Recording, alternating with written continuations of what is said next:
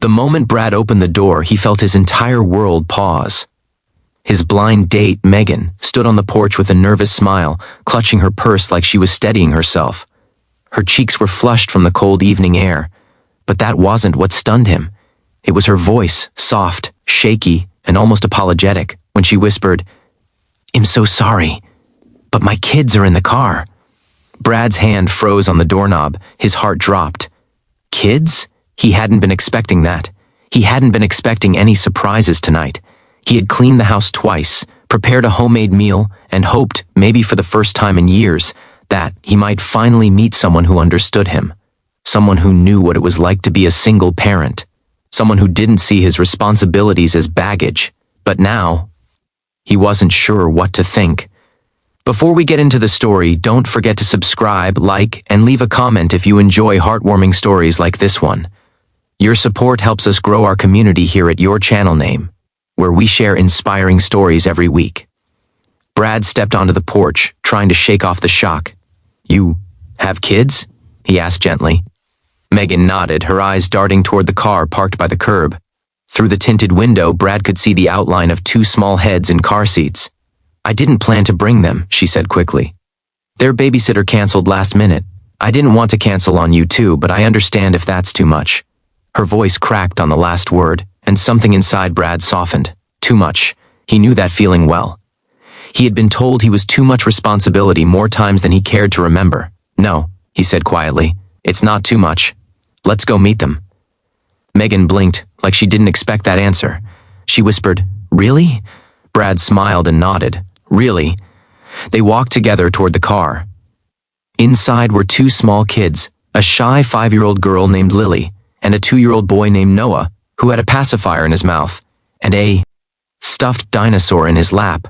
Brad tapped gently on the window and waved. Lily hid her face behind her hands at first, but peeked through her fingers, giggling. Noah stared at Brad, then the dinosaur, then Brad again, like he was silently deciding if this tall stranger was safe. Megan looked embarrassed. "I promise they won't be any trouble. We can just get coffee somewhere quick." Brad shook his head. "No way. It's cold and they're tired. Let's all go inside. I made dinner." Megan looked stunned. "Are you sure?" "Positive." For a moment, she just looked at him like she was seeing something she hadn't expected, kindness she hadn't received in a long time. Inside the house, things were awkward, messy, and chaotic. Instantly. Noah wanted down, then up, then down again. Lily clung to her mother's leg like she might float away if she let go. And Brad's dog, Max, a golden retriever with the emotional maturity of a toddler, began sniffing everyone like it was Christmas morning. But Brad didn't mind. Actually, he felt at home. "You have kids too, right?" Megan asked as she tried to untangle Noah from the dog. "Yeah," Brad said with a bittersweet smile. "My son Jacob has 8, but has spending the weekend with his grandparents." Hearing it out loud always created an ache in his chest, a reminder of divorce, custody schedules, and the quiet moments when his house felt too big and too empty. Megan nodded slowly. "So you get it." He did, more than she knew. Dinner was simple pan-seared chicken, garlic mashed potatoes, and steamed broccoli. It wasn't fancy, but it smelled good. And even Noah, who Megan warned was a very selective eater, happily chewed on the broccoli tops while waving the stems around like flags. Lily eventually warmed up to Max, who gently dropped a slobbery tennis ball at her feet until she finally tossed it. Her shy giggle filled the living room like sunlight.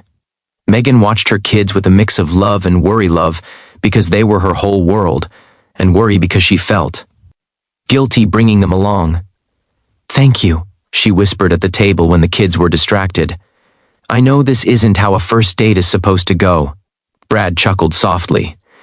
"And who made those rules? Parents like us live in a different universe.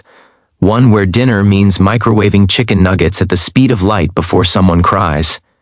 Her laugh, quiet and relieved, caught him off guard. It had been a long time since Head heard someone laugh like that across his table. After dinner, the kids wandered into the living room with Max trailing behind them like a furry babysitter. Brad and Megan stepped into the kitchen to wash dishes together.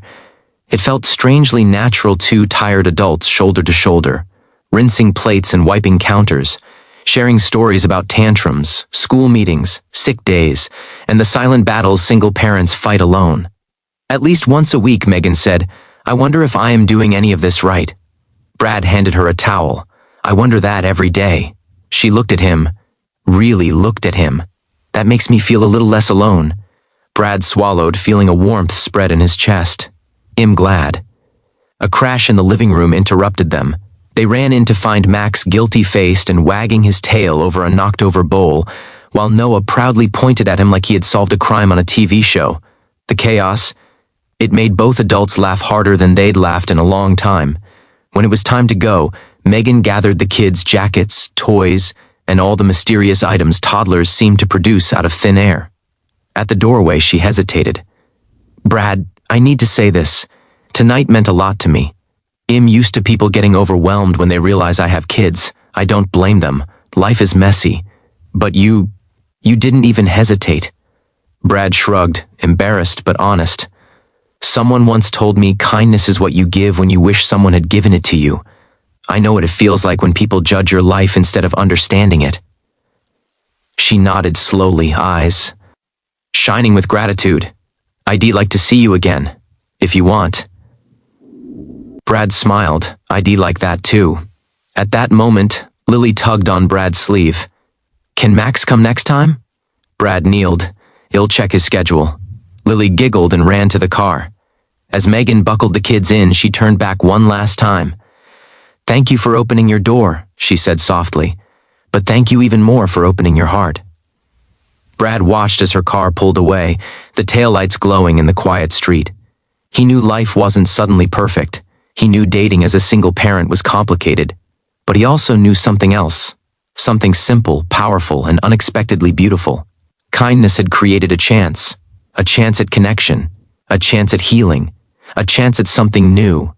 In life, the greatest moments often begin with small acts of kindness, a warm dinner, an open door, a gentle understanding of someone's struggles. Brad and Megan didn't find perfection that night.